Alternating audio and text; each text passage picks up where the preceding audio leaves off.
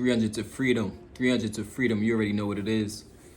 It's your boy Jon Belcher, aka Jadis Creep. Rest in peace to Rich Homie Quan, man.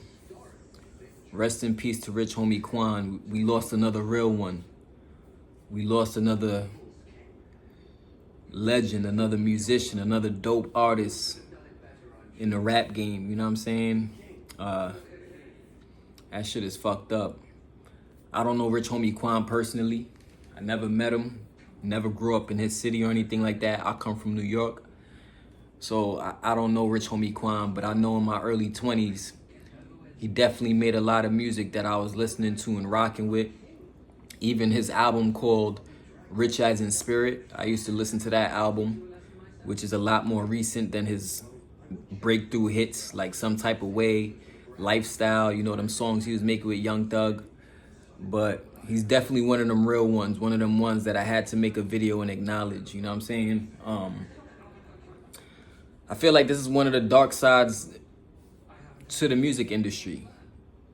One of the fucked up things about the music industry is you get news that somebody passes away, and sometimes you don't really, deep inside, at least for me, let me speak for myself, on a deep level, deep inside, I don't always feel like things went how the media is saying it went. You feel me? They say he OD'd or whatever. They say he overdosed or whatever.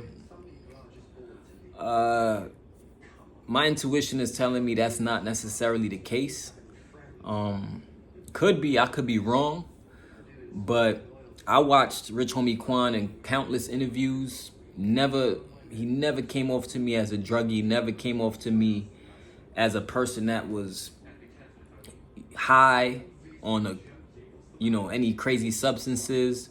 I'm sure he smoked weed, I'm sure he drank or whatever the case may be, but to my knowledge, from what I saw from him, he always articulated himself well in interviews, always spoke well, always got his words out clearly.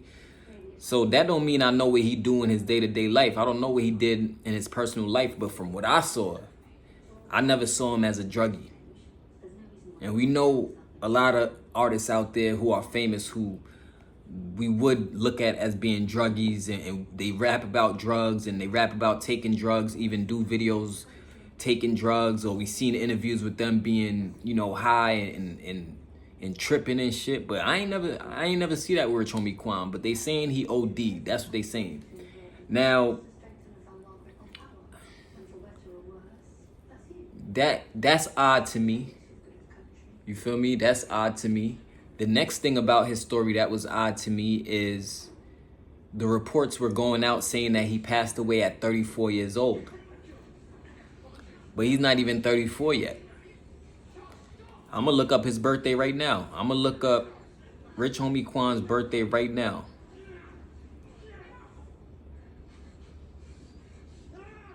I'm going to look it up right now. They saying he's 34 years old. I don't even think he's 34.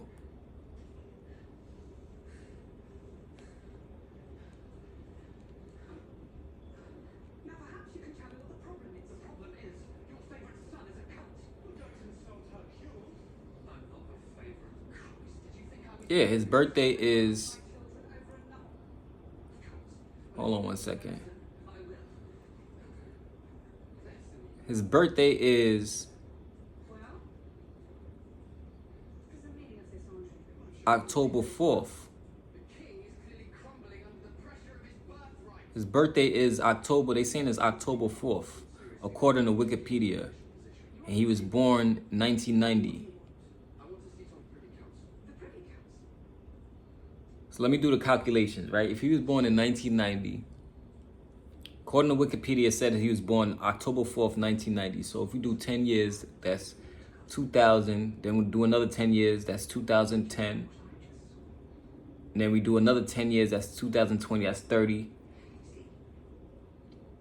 And then 4, yeah, that would mean if he's born October 4th, 1990, that would mean he would be 33 and not 34. Because his birthday would be next month, October 4th. So I don't know why the reports was just definitively saying that the man is 34 years old. He was not 34 years old. According to Wikipedia, he's 33 years old. And if you know anything about Masonry, if you know anything about the Masonic order, you know that the number 33 is a very symbolic age. 33 is also the age that Nipsey Hussle passed away at. 33 is also the age that Jesus got killed at. So 33 in secret societies is a very, very symbolic number. But they saying 34. I don't even know why they would say that if the man is not really 34. He was about to turn 34, but he technically wasn't 34 yet, according to what I just saw on Wikipedia. But anyway, yeah, like, that was the second thing about his passing that was fishy to me. The third thing about his passing that was real fishy to me is, you know, lately, what's been going on for the past few years, not lately, but the past few years, you know, Young Thug been dealing with this RICO trial. Young Thug been dealing with this RICO trial. You know, he been dealing with this RICO case going on, Young Thug. And YSL Woody, which is Young Thug's boy, that's his man's, he recently took the stand. Like, he took the stand like 3-4 days. I want to say anywhere from 3 to 5 days before Rich Homie Quan passed away. YSL Woody took the stand and mentioned, and he was questioned about Rich Homie Quan. And he was questioned about his involvement in shooting up Rich Homie Quan's father's barbershop in Atlanta. And YSL Woody, and if you've been following the trial, I don't know if you've been following the trial, but I've been following the little clips I've been seeing on Instagram and floating around and shit on social media. But YSL Woody, after being questioned, after he was asked that question about Rich Homie Quan and his involvement in that shooting, YSL Woody asked Young Thug a question. And it's crazy because Young Thug laughed. Young Thug responded by laughing. Now, they saying he OD'd, but I feel like this is just too coincidental that literally like 3 to 5 days after Rich Homie Quan is brought up in the court, 3 to 5 days later, after he's brought up by YSL Woody in the court, 3 to 5 days later, Rich Homie Quan passes away. You know, I think that's real interesting. That's just extremely coincidental. And then before passing away, like a day or two before Rich Homie Quan passed away, he did an interview responding to what Woody said on the stand. He did an interview basically saying that what Woody said wasn't true. That's what he said. And then like a day or two later, he passes away from ODing. You know what I'm saying? That's the next thing that's real fishy to me with this whole situation. And the reason why I had to make this video, man, is because Rich Homie Quan always came off as a humble dude to me. Extremely talented, great with the melodies, great with the choruses, with the hooks, and just knows how to articulate himself well, even with the down south accent.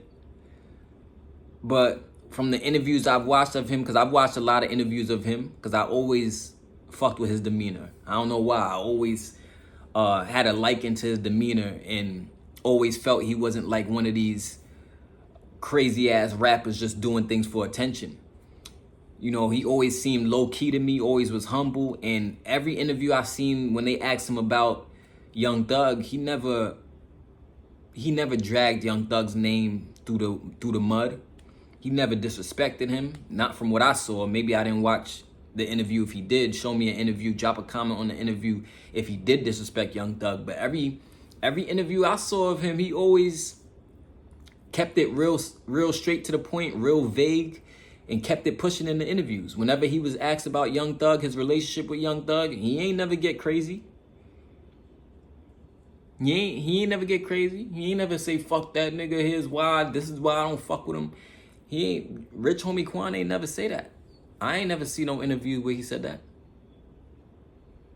I ain't never seen no interview when Rich Homie Quan say that. I ain't never seen no interview. I never heard him. I mean, the only thing I remember seeing was when he was on stage and he dissed Young Thug on stage one time when he was performing. That was the only thing. But other than that, you know, this is an unfortunate situation, and this situation is making me ask, like, why now? You know what I mean? Why did this happen to him now? And this is one of the fucked up things about the music industry that you got to be careful of, is getting yourself involved in street problems when you working on making it to the top in your music career and you working on something legal in your life. You got to be careful and watch out for street beef and getting involved in street beef, because a lot of that shit could weigh you down. A lot of that shit could come back to bite you in the ass. You know, a lot of that street stuff could come back to haunt you later on, and you be there trying to live your best life as an artist. You be there trying to take care of your family. You be there focused on dropping your singles and your songs, but you got this street beef. You got people out there who wanna, who wanna hurt you. So this is one of the dark sides to the music game, is sometimes people's past, even when they make it into the music business and they become successful, they past sometimes comes to haunt them, and whatever problems they had comes to haunt them. Now, from my research and from what I saw with this whole Young Thug and Rich Homie Quan thing coming up over the years, from what I saw, it seems like, and this is just a speculation from, videos I've watched and stuff like that, it seems like obviously they was once cool. Obviously they were together making songs and killing it in the rap game at a point. At one point they was on the same team doing the Rich Gang thing, rocking with Birdman. And from what I saw and what I researched, it seemed like their beef really, really solidified when Big Nut, who's supposedly a well-respected man in Atlanta, I think, if I'm not mistaken, he was managing Rich Homie Quan at a point, and knew Young Thug. But when it came time for Young Thug to sign with Birdman, he didn't want to sign with when it came time for Rich Homie Quan to sign with Birdman, he didn't want to sign with Birdman because he was already signed with Big Nut. And then next thing you know, Big Nut got killed. And then when Big Nut got killed, it seemed to have caused a lot of beef and rivalry within Atlanta. And after that, that's when Young Thug and Rich Homie Quan went their separate ways. And then a lot of bloodshed, a lot of violence in Atlanta started to happen following the death of this guy, Big Nut. Because whoever Big Nut is, he was well respected, well loved by a lot of people in Atlanta. He helped a lot of people, a lot of artists and rappers get in position to eat, get in position to, become successful, become big in the rap game. And when he got killed, apparently there was a lot of people was pointing the blame towards Young Thug's crew, which is YSL. So, when I look at this, man, I just look at this and I'm like, this is an unfortunate situation, you know what I mean? And I say, why now? Why Rich Homie Quan? Why did he have to pass away now? Personally, they say it's OD, he OD'd. My intuition tells me that may not be the case, because it's just too many coincidences lining up, too many coincidences, especially having to do with the timing of the YSL Rico case, Rich Homie Quan's name being brought up in the court, and that followed by Rich Homie Quan passing away in the same week. And we all know when it comes to, overdose, we all know that somebody could have gave him a bad pill. Somebody could have gave him a bad drug. Somebody could have been appointed to do it. We don't know.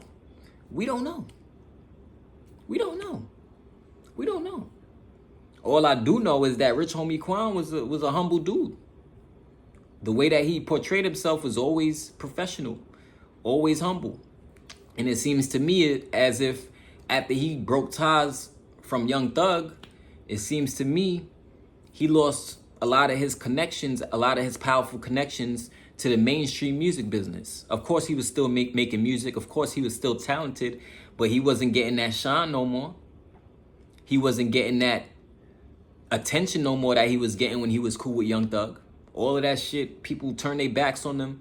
A lot of people wasn't messing with him no more. So the reason why, and that's why I make a lot of the videos that I make on my YouTube channel, is to share with artists, to share with people in general how important it is to get your own fans, build your own fans, learn how to connect with your own network of fans, learn how to build your own leads as an entrepreneur, learn how to build your own contact list and supporters and people who want to buy your music, people who want to buy your merchandise, people who want to buy tickets to your shows.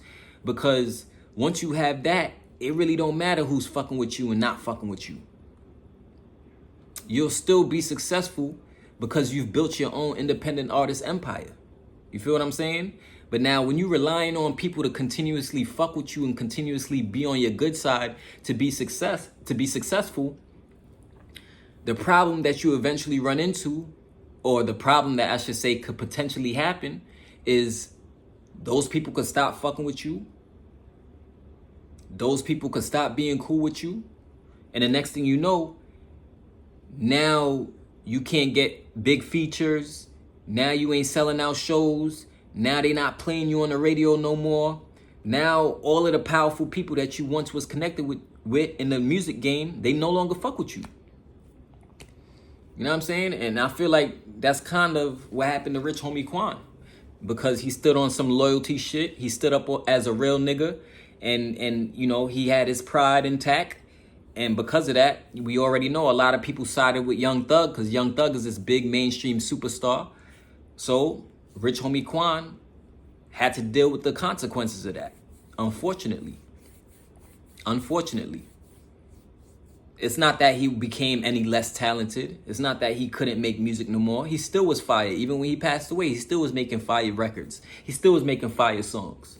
You know what I'm saying? So, I don't know. It's just fucked up to see this, man. I hate what's going on within our communities. I hate especially when we got talented musicians and artists and they fighting over gang shit. You know what I'm saying? I know that will always be, but it's unfortunate, man, because really and truly, we supposed to come together and become owners in this music shit. We the ones bringing all the fans. We the ones bringing in all this money to the labels. We supposed to band together and figure out how we can make majority of the money and stop giving our money up to the higher ups. You feel me? But I mean, a man could dream, right? A man could dream. That's what I'm doing right now. When I say that, I'm just dreaming, because I know that's like that's like a miracle for all black young artists to come together and you know, figure out a way to capitalize off of our work, capitalize the most, I should say, off of our work. You know what I'm saying? So this is another unfortunate death, another unfortunate passing. You know, once again, rest in peace to Rich Homie, man. Like, I think there's more to the story. I think they kind of just sweeping it under the rug. And then they said his brother found him first in the kitchen on the floor with food in his fucking mouth.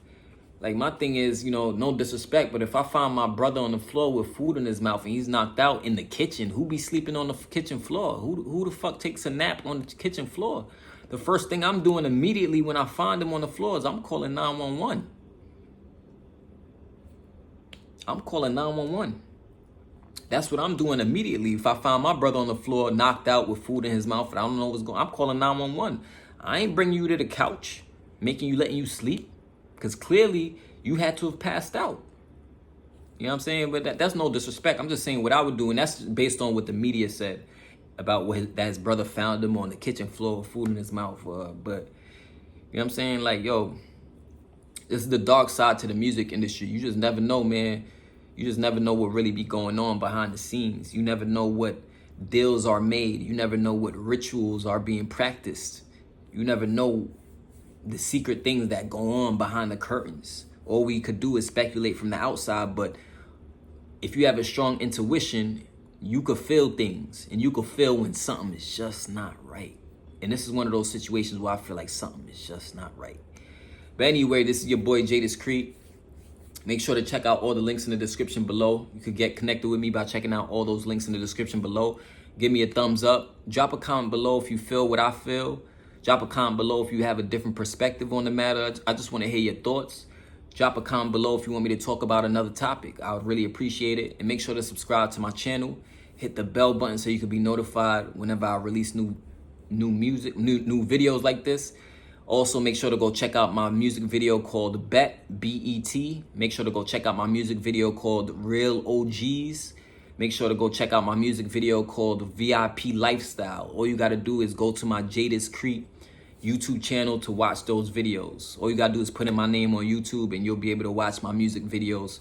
It's one called Bet, the other one called Real OGs, and the other one is called VIP Lifestyle.